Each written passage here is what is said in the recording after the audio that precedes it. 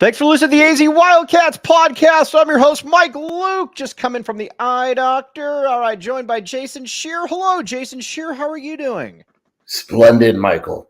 All right, we got a lot to get to this show. We are going to talk some Arizona basketball, obviously. We'll talk a little bit Arizona football as well, and we are going to talk some Bobby Robbins. But first, why don't we start with Bobby Robbins, and then we will move on to Arizona basketball. Scheer, I put this out there yesterday, and here's where I really am with Robbins. He makes our job easier because he actually likes sports. Most presidents don't like sports. Or I don't know that most presidents don't like sports, but a lot of them are. They just kind of put up with it. You can look at Michael Crow right up the road. He sucks when it comes to sports. But at the end of the day, Robbins probably should have been fired or should have been. He's going to be allowed to finish out his contract if he wants. But let's be honest, he probably should have been let go because he messed up a lot of things big time. Yeah, I mean, he had to go, right? Like, it's good for sports. You know, it's interesting. Someone made a point to me yesterday that works here at U of A, and they basically said, like, it's different from ASU in the sense that you can probably get away with devaluing sports at ASU. They have 100,000 students. It's a different type of university. At U of A, you kind of need to hire a president that realizes sports are important to Arizona. Right. But again, we're not, that's where I'm a little concerned though, because I mean, if we had a Dr. Weaver Hart or Hart, I can never remember which one it is. I don't know that you're necessarily getting somebody that understands the sports concept. Yeah, that's the nervous part. And you hope that the Board of Regents and whoever's making the hire understands the importance of that. And I will say, I think it's a good thing that Arizona has their major coaches locked up to long, pricey contracts. Well, that is the good thing that Tommy Lloyd is locked in long term. That is a very good thing for us because we needed this. We needed this in a big way because you could, like I said, if you bring in a different president, you could have a different set of priorities, obviously. But again, at the end of the day, too, and Robbins also, I don't know that Robbins showed a lot of character throughout all of this as well. Essentially, trying to get rid of people, throw people under the bus. And on top of that, don't forget, though, he took a 10% pay cut, Jason, here as a goodwill gesture. Let's not forget about that. What a nice man. I'll say this. I don't know anyone that he didn't make his case with anyone during this whole process, right? Like, no one came out of this thinking, man, Bobby Robbins is actually better than I thought he was. It's right. The people defending Bobby are far and few between, and there's some people, and I get it, but most people are like, it's kind of the writing on the wall. It's the writing on the wall, and I think once the governor got involved too, I will say this, I don't really care about the political angle with it. People want to talk about Hobbs and whatnot. I don't care. I will say this, it did crack me up a bunch of times, though, when she kept saying, yeah, I don't believe you, or I don't have any faith in this going forward, and honestly, he kind of behaved himself into this situation. Let's be honest. Yeah, I mean, you earn, trust is earned, and he did nothing to earn that trust. That's just what it comes down to. All right, again, and this is for Mary Ruth Farrell, who likes commenting again on every single YouTube thing that we do. Again, I will continue to say this because I have a good time saying it. All right, now, let's move on to some better stuff here. Let's talk a little bit of Arizona basketball, and we are going to go through a gauntlet, a myriad of different possibilities here. But the first thing, though, is that here's what I need from Arizona. And again, we'll get into players a little bit later on. I need two things. I need an athletic power forward, and I need players that can get to the free throw line. I am 1,000%. I believe that shooting in college is somewhat overrated. This isn't the NBA. Yes, you want to have good shooters, but as somebody on your board pointed out, the good teams are the ones that can dominate in the paint, get to the free throw line. I need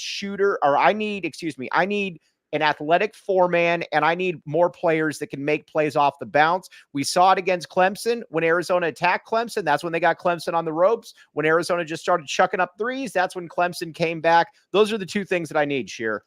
Yeah, for sure. I've said it for years that shooting in college basketball is overrated. It just is. There's been teams that have won the title that just play ugly, beat you up basketball. UConn isn't here because there's some awesome shooting team. They're here because they defend and they run an elite offense in the paint and get fouls and all that. You can actually win in college basketball without having 4 guys that can shoot threes.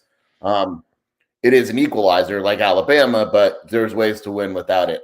Arizona, to me, I agree. They need guys that can take others off the dribble. The passing stuff, obviously the assist, it's great. I mean, I'm not knocking that at all, but at the end of the day, you need a guy that can beat someone off the dribble. It was supposed to be Caleb Love, and then he just turned into a jump shooter for whatever reason for the last month of the season.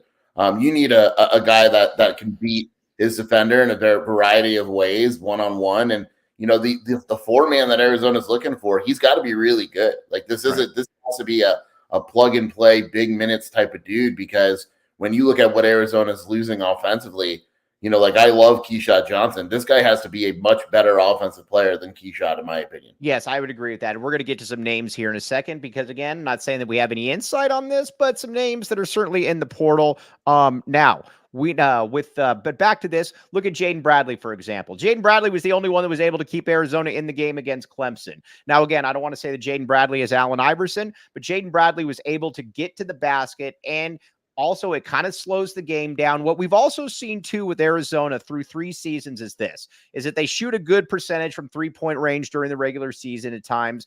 And then once they hit the NCAA tournament, all of a sudden, the shots don't fall, and they have absolutely no way to be able to keep themselves in the game. Jaden Bradley, I think, was a little bit of that. I think with KJ Lewis as well, I would also...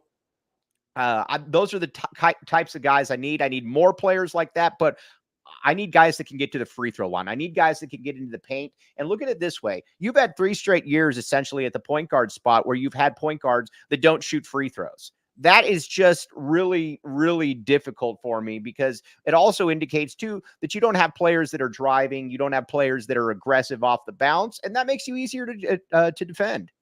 Yeah, I mean, you just need aggressive players. And I think that was what was most frustrating about the Clemson game is everyone was just shooting threes, and Jaden Bradley was taking it to the basket and getting to the rim with ease or getting fouled. And it's like, why can't other players do this, right? And it's mentality, it's offense, I don't know. Whatever it is, it needs to be fixed. Like there is a very clear path to winning that game, and it was guys taking the ball to the basket, and it just didn't happen. It just didn't happen. And honestly, that's something, too, that bothers me a little bit because – you know, Brownell said, listen, we wanted to sag off. We wanted them to be able to, shoot threes. And just because you want people to shoot threes doesn't mean that you should shoot threes. They want you to do that. One thing, I do not want Kirk Kriisa back under any circumstances. Kirk Kriisa is one of my least favorite players I've ever seen at the U of A. A big reason why is because he wasn't good and he talked nonstop. If you're going to talk nonstop, you better be good. Kirk Kriisa was not good. I do not want any part of Kirk Kriisa going forward. I say bring him back, Mike, to see you suffer. No, it will just, I can't have it under any circumstances. But that's what you're looking for. You're looking for an athletic 4-man. And you're also looking for players that can dribble off the bounce, because I believe that shooting, again, it's awesome to have shooters. I do believe that shooting in college is overrated. The ones that win games, they can beat you up in the paint, and they have a variety of different ways to win. Arizona, we have seen 3 straight years when you go cold from 3 and you have no other way to be able to win. That becomes a problem for Arizona. That is not something we want going forward. So there is that. Now, we are going to get but here's the thing, too, with Kylan. And again, Kylan and Kerr's stuff was essentially the same, but Kerr was also 23 years old. Kylan is at least 18. So I think there's at least some room for improvement there. Now, let's talk Kylan Boswell. I am okay bringing back Kylan Boswell, but whoa. No. I need to be very clear. Tell people the truth, Mike. Tell people the truth. I need to be very clear here. Not in a starting role, and he needs to be held accountable. He was essentially allowed to do what he wanted this year on and off the court. I can't have that anymore. I have to, if you're going to bring back Kylan Boswell, he has to be held accountable on and off the court. That did not happen. Yeah, I'm okay with bringing him back. I don't want him playing 30 minutes a game. He's got to earn his spot. Basically, treat him like an incoming freshman. Earn your spot on the roster, and you better fix the off-the-court stuff. You have a very short leash. I would even say, like, look, we might recruit another point guard. because if you screw up, we're going to need another player off the bench. And I don't know who that could be or if they could even do that, but I would just let Kylan know it's that serious. We're like, hey, you have to basically prove us wrong. Right, exactly. Now, Joseph, I said I am fine bringing Kylan back in a reserve role. I also believe that Kylan possibly has a little bit of upside that Kerr Kriisa doesn't have because he is 24. Well, he's 23 years old. Listen, the reason I don't like Kerr is this, and again, this is I do not like player. Listen, Kerr talked nonstop throughout the game. And not only did he talk nonstop throughout the game, he got technicals at the absolute worst times. And you could, the dude walked around like he was the best player that the world has ever seen. And on top of that, listen, he kind of did some things that he knew he shouldn't have done on the way out. I didn't really love some of his remarks as well. No thanks, no thanks, no thanks. Plus, I believe that there's a little bit more of an upside with Boswell. I do not want Kerr Kriisa back. He's one of my least favorite players. Jason Scheer, what say you? I think you're going to be surprised at the portal market for Kerr Kriisa, though. All right. Well, again, I think teams. I think I'll just say this, and I'm not a big Kerr Kriisa guy either. I think teams like him more than you do, for sure. Okay. Well, it's funny. Did you see West Virginia fans are actually okay with him going on? At least from what I've seen on Twitter, there's not a lot of people crying tears about him leaving. Well, I mean, their team won 6 games. They shouldn't be crying tears about anybody leaving. Right. Okay. Yes. At least the current players care. And I think that the technicals, though, that was also another example, though. And again, Tommy Lloyd's awesome. I hope he's here for 35 years. But Kerr Kriisa was never really reined in. How many times would we watch a game and you're like, man, I believe that. How many times will we watch a game and you're like, all right, well, I'm probably going to get a really dumb technical here or something like that. It was not worth it. Now, Durtel says, I'm a student at the U of A and I've heard that Kylan got, I don't know if that's true or not, but I'm not going to, by now people know Kylan partied a lot. That's pretty much, I think that's more than fair to say that Kylan partied a lot. Okay. Now, as far as moving forward, then if he's back, I need to have Jaden Bradley as the starter because I can say with very, very good authority on this, very good authority, that Jaden Bradley is not coming back if he's not the starter next year, nor should he. Look at you. Kylan Boswell just makes you passionate. No, honestly, I'll be honest with you because I wish, like I said, I'm fine with the kid coming back. I'm more frustrated. No, I'll be honest with you. I'm more frustrated with Tommy in this. I really am. And I love Tommy. I hope Tommy's here forever. But I'm more frustrated with Tommy in this because I do believe that you enabled it. And I don't know how this happens. That's my biggest concern. That's all. Yeah. I part of me wonders if they're going to do the Jaden Bradley, Kylan Boswell backcourt and see if that works. I completely agree with you. I think that's a disaster. But I do wonder if there's part of them that's maybe look clearly like I'll just say this: the rumors, we'll call them rumors, became very strong last night that Kylan is coming back. That doesn't happen unless there's a positive conversation between him and the coaching staff. I will also say that it is as we've said in the show a million times, a fluid situation. For all we know, Illinois misses out on AJ Storr and makes Kylan an offer, and he says, "Screw it, I'll take it." Right. So people know, like you have until May 1st to enter the portal. I would be surprised, even though there's no action right now. I would be surprised if someone didn't enter the portal. All right, now. You can't bet on this on the BetMGM Sportsbook app, but if you could, that would probably be the place that you could bet on it. Sign up for BetMGM. Use bonus code PHNX. Place your first BetMGM Sportsbook wager through BetMGM Sportsbook mobile app for at least $10. You will receive up to $1,500 in bonus bets if the bet loses. Check out the show notes for details. Again, we'll get to Jaden Bradley here in a second, but this is where you want to be. Check out the BetMGM Sportsbook app now. Let's hear from the great Shane Diefenbach.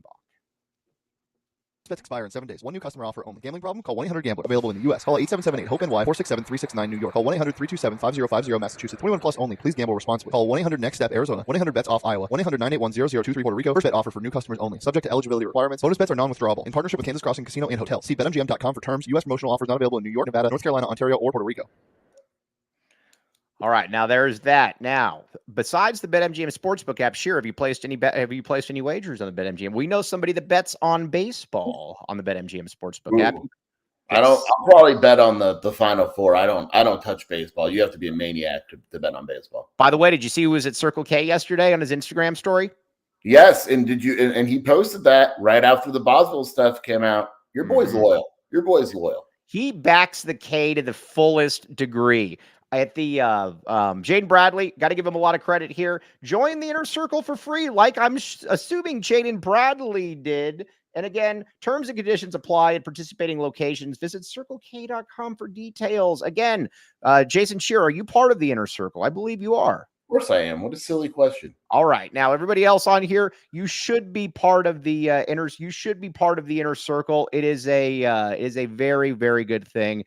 Now, again, Jaden Bradley's doing it. Jaden Bradley's posting it. Jaden Bradley, we can get this done as well. All right. Now, let's talk a little bit about transfer portal possibilities. And again, these aren't players that these are players that I just look at in the portal and I say to myself, man, I think they'd be a very intriguing fit because there are a variety of different players on there that I think would be an intriguing fit.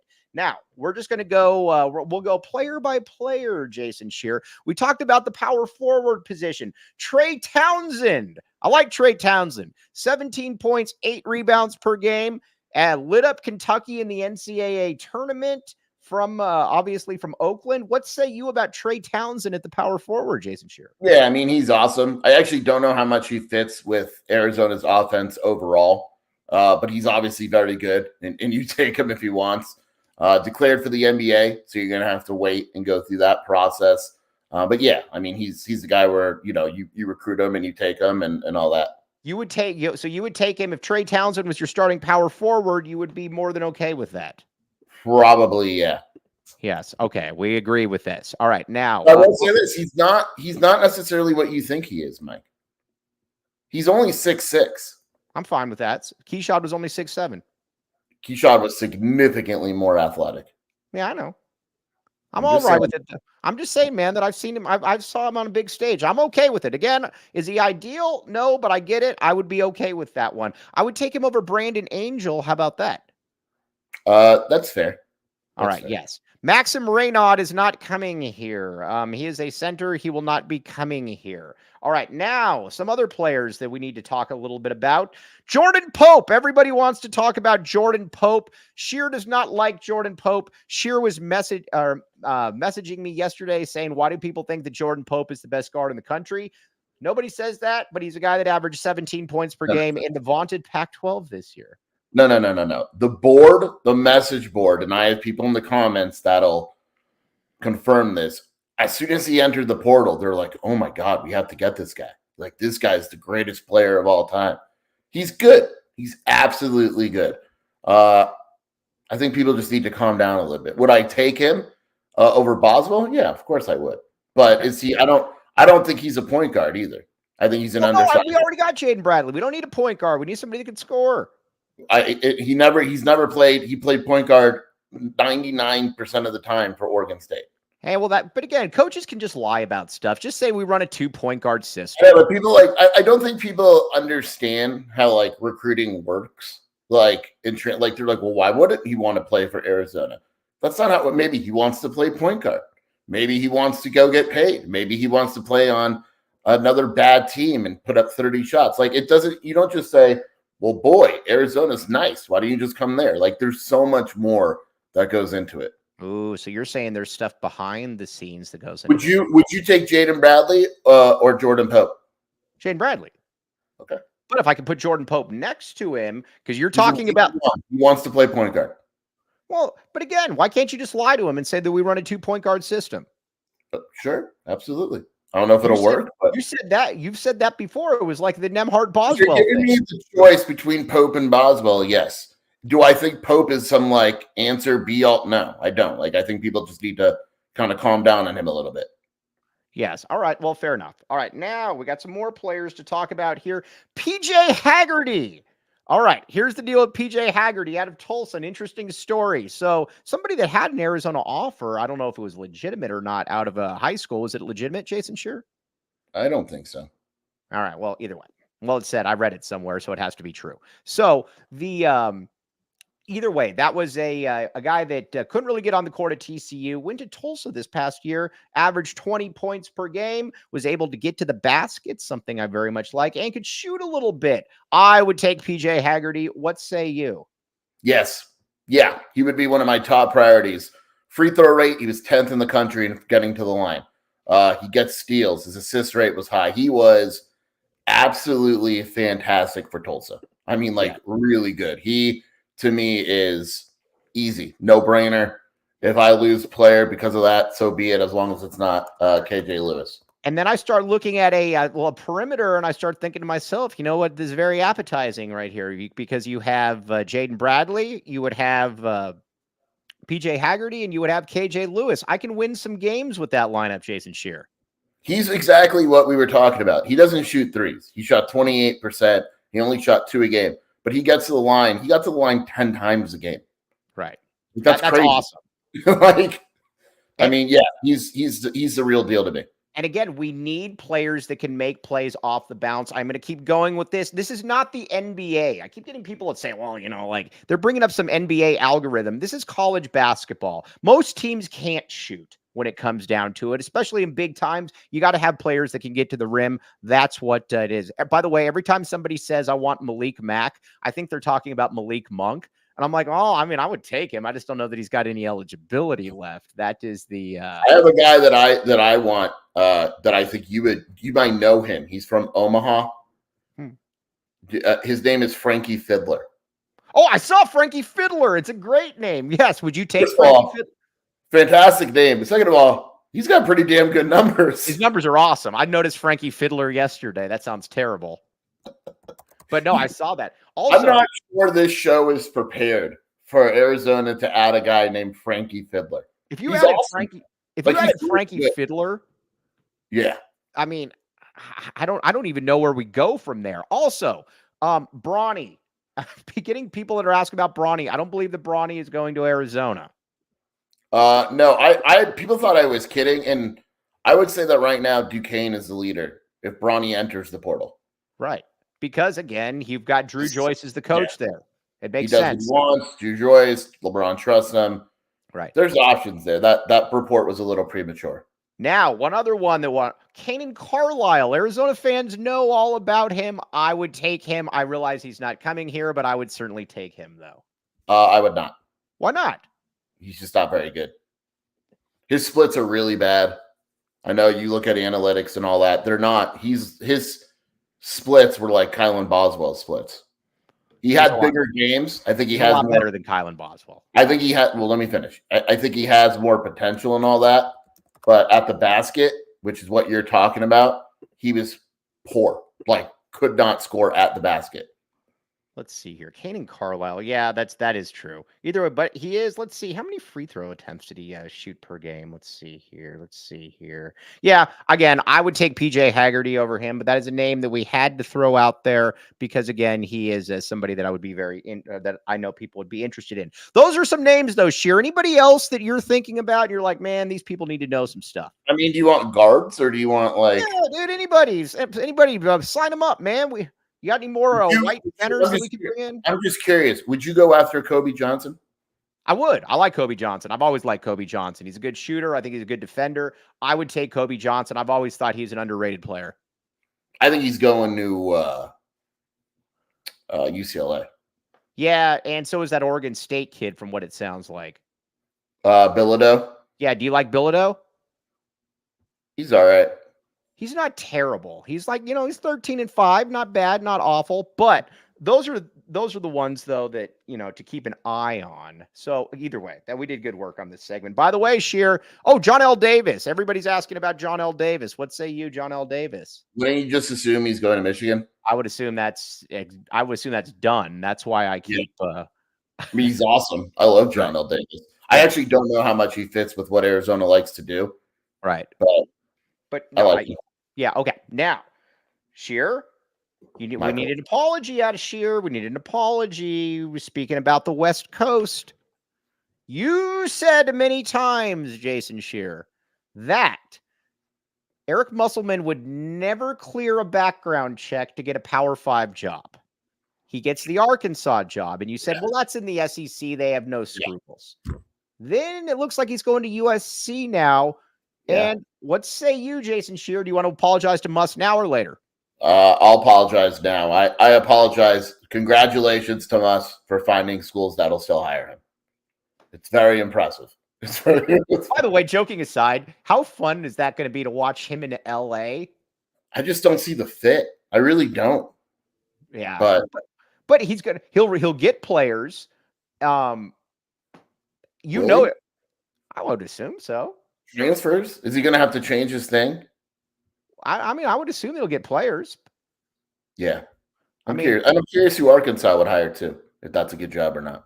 I don't know if Arkansas is a good job. I mean, Muss obviously raised the prestige after those multiple Elite Eight runs that he had. Oh, Arkansas is ready for him to leave. The fans are his shenanigans. Here's where I'm at with Muss. Muss has a 5-year shelf life wherever he goes. That's just the way it is. It's like Urban Meyer. I compared last night. He's like Jed in the sense where Jed will stay at a place, and then when you start to figure out who Jed is, Jed will leave. Right. Muss is the same thing. Muss will go to USC. He'll be there for like 3-4 years. People will figure out who he is, and then he'll leave again. Yes. Daniel Baccio. There is no way that Daniel Baccio can enter. Still has eligibility. Is there? By the way, he was awesome this past year, dude. I got to give you a lot of credit on Baccio. When Baccio, I don't even know if you remember this or not, but when Baccio left, I was like, dude, another stiff. See you later. And you're like, I don't know. That guy could probably play a little bit. And they liked Baccio. They wanted him. That's one of the few players they wanted Baccio to stay, and he wouldn't stay. I like how, you know what's funny? KJ Simpson and Baccio move on, but don't worry, we got Shane Noel to stay around. Also, KO or the Muss bus. Muss is different. That's different, man. KO is a professional drinker. I don't think people get this about KO. People keep trying to equate Boswell and KO and stuff. KO is not getting sloppy and stuff and falling over. KO is going to get drunk, but he's a professional drinker, Scheer. People need to understand that about KO. Yeah, I mean, I said this a lot. I've never seen someone drink so much and handle their liquor. I mean, it is remarkable. Dude, it really is. It's a skill. People don't get this. Like Tony Gimino and I, you actually like Tony Gimino. And we were sitting there drinking, and dude, this man, I kid you not, in about an hour and a half. By the way, he came in there with a New York Yankees hat on and a suit with 2 flag lapels because the Pac-12 network told him that they didn't want him to wear flag lapels. So what does KO do? He wears 2. And he comes in there, and dude, he was just down in drinks left and right, 7 or 8. It was very, very, and then his wife kept calling him, and he's like, all right, I guess I got to go now. But either way, the man's he's remarkable. Also, Jamal Baker, we can assure you, is now out of eligibility. No, he got another year today. He got another injury year. So this will be his 8th year. No, I'm kidding. Oh, I was going to say, dude, oh gosh. So he doesn't, but he is out, correct? Yeah. I mean, at some point too, at some point it's like, what are we doing here? You got it. But one thing about it, you know what? If he got another year, you know what it would almost be like, Scheer? It was almost be like he was in the Arizona lottery. Like he had that kind of luck. But like Jamal Baker, the Arizona lottery is not just about playing games and winning prizes. It's also about giving back to the state and its communities. Oh, we'll talk about the pooch. Visit azadventure.com for more information on how you can take an adventure for a chance to win $1 million in cash and Arizona travel prizes. AZ Lottery. Scheer, when did you say you won AZ Lottery last month? Yeah, but I'm pissed. I actually bought lotto tickets and I didn't win. I did win a scratch off, though. I won $3. You didn't win? I didn't win $960 million. I wouldn't be on your show. I'm going to be honest. If I won $960 million, I wouldn't be on this show right now. All right. But you know what you might also do, though, Scheer? You also might get involved with Empire Flooring. This is correct. Oh, I'd buy a lot of flooring with that money. Yes. I mean, seriously, if you won the Arizona lottery, I don't know anybody out there that would not say, you know what we need to do? We need to go get new floor. Well, I buy a new house, and if I have a new house, I need a new floor, and who better to call than Empire Flooring? Do you think somebody like Jacob Franklin. Is he too tall to install flooring? He might be. Remember, Dude, I almost killed someone for Empire Flooring. What's that? Remember, I almost killed for Empire Flooring while driving. Remember that? We were driving to Las Vegas, and Scheer, there was a rival flooring company, and Scheer said, should I run them off the road? And I just said, hashtag Empire Flooring for life. We very much like that. Oh, this is very good. Can we forgive Kylan if he signs an NIL deal with Empire Flooring? Look, I mean, whatever it takes to get rid of that damn commercial he's on now, it's on all the time, too. Go away. All right. Schedule a free and at-home estimate today. All listeners can receive a $350 off discount when they use the promo code PHNX. Restrictions apply. See empiretoday.com/PHNX for details. All right. I get people that are asking me about Carter Bryant and the McDonald's All-American game. I do not care about the McDonald's All-American game. It means literally nothing to me whatsoever.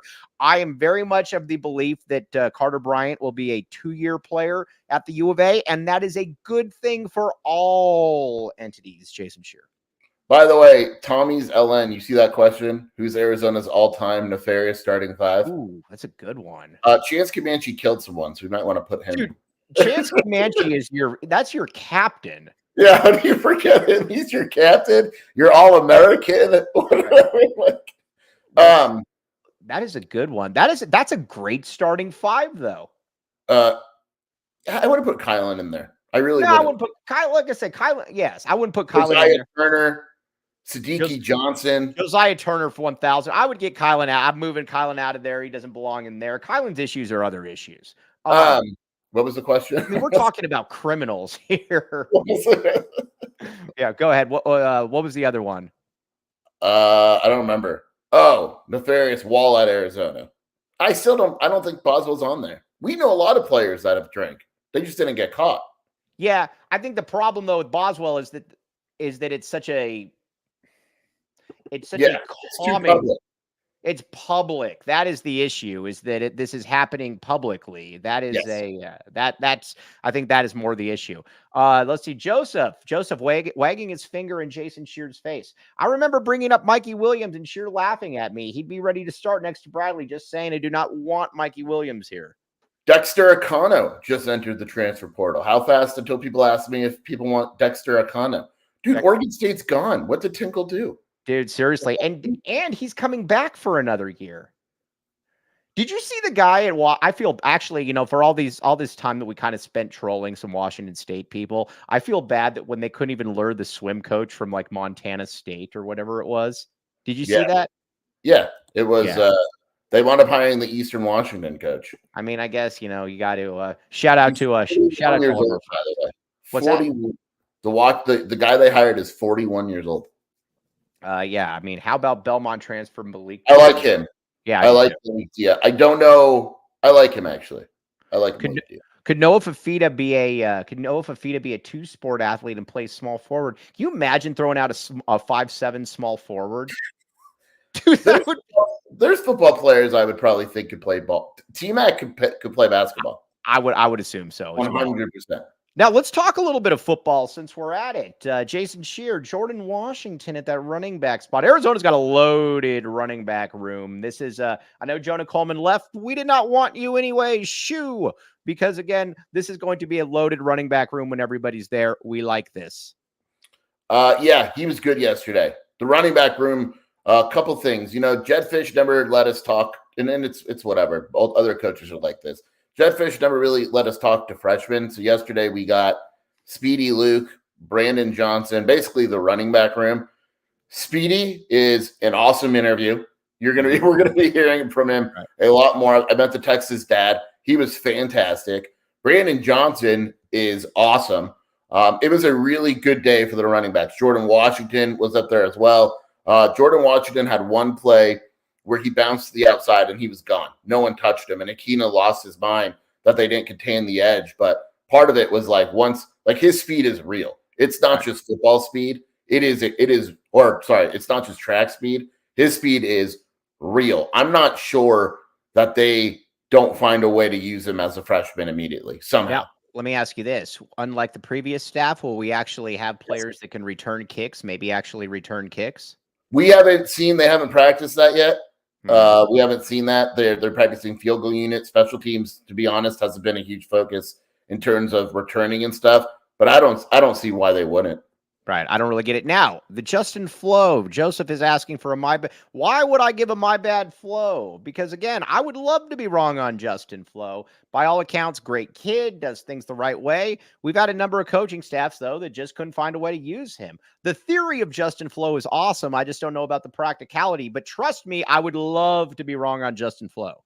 There was some intrigue yesterday to Justin Flo because basically he was never in any type of coverage. Tay Brown has been the starting linebacker next to Manu. They put Flo in and they said, go get the quarterback. That's all it was yesterday. And he got Noah once clean, and then he got Noah once with Tay Brown. So if we basically have said now it's tough to predict it, but if you put Justin Flo in and you say, go get the quarterback, that's all I want you to do. Maybe there's some value there, but he's not starting over Tay Brown, and he's not starting over Kumela. He would have to be in like special packages. All right, where are we at with Leviticus Sua? I haven't seen much of him, Yeah, to be honest. I don't love that. All right, Robbie Don. Let's see here. Mike and Jason, how does this team look compared to? This is a good team. There's no excuse for this team not to be a good team. This is a top 25 team. It looks the part of a top 25 team. This should be a good football team. Period. Yeah. It should be good. There's stuff that has to be fixed, like the second corner spot. You probably need another defensive lineman or two. And I think they'll go and get it. Right. And that's probably the top priorities. Do you worry about Dwayne Akina's energy as an older white guy, to quote you? That's never what I said. I said recruiting. And no, I love Dwayne Akina. I like him a lot. He's awesome. Yeah, Dwayne Akina is the man. Dwayne Akina is the man. All right, now let's see here. You want to hang one of Scheer's other favorite people, Mike Bibby, is hanging out with PHNX this week. Jacob Franklin, pull this up, please. Pull this up. Chop, chop. Is Jacob Franklin having a bench press contest with him? Oh, yeah. Well, we'll get to that in a second. But again, check this out. The collection by Mike Bibby. He's a big shoe person. Again, one of Jason Scheer's favorite people in the entire world. The Tourney Championship Weekend PHNX watch parties at the Gila River Resorts and Casinos at Wild Horse Pass. You will know it by the blue wave. Jacob Franklin, will you be there? Jacob Franklin. Answer now. Jacob Franklin. This show is coming to it at a halt because of Jacob Franklin. Yes, Jacob Franklin will be there. Jacob Franklin will be there signing autographs. Now, Listen, a lot of people might be going there to see Mike Bibby. If you're a smart person, you're going there to see Jacob Franklin. This is true. Phoenix finest Jacob Franklin. You have to see how big Jacob Franklin is in person. Nothing does it justice until you see it in person. We were leaving the office going up to Vegas, and Scheer's like, man, I had no clue how big that guy was. I said, dude, Jacob's a monster, bro. He's huge. Yeah, I had no idea that's how big Jacob Franklin was. Yeah, I mean, oh, by the way, Rick Barron says, have you guys seen the love for Jacob Cowling? Jacob Cowling's going in the top 3 rounds. He is. Yeah, that was awesome. Steve Smith, that was really cool. Yeah, and honestly, it makes sense. And I never understood why he can get in the end zone. He's got good acceleration. He catches the football. He's an NFL wide receiver. I don't know in what capacity, but he's going to be an NFL wide receiver, Jason Scheer. Yeah, for sure. All right. I'm all on board. All right. Before we sign off, Scheer, where can they find you doing your damage? WildcatAuthority.com, at Jason Scheer on Twitter, in the Wildcat Scoop podcast. All right. All right. All of you guys, you were very, very good. We appreciate all of you. And let's see here. Was correct on Cooper Kupp, so I trust him in his all right. Very good stuff. Now, on that note, we're signing off. We'll be back with you tomorrow. Bear down, back the A. And, oh, by the way, Tad said, how is Jacob Franklin doing with his ASU women's volleyball spreads? I do not know that. We will have to ask him that next show. But for Jason Scheer, I'm Mike Luke. You've been listening to the AZ Wildcats podcast. We all silly like the mayor.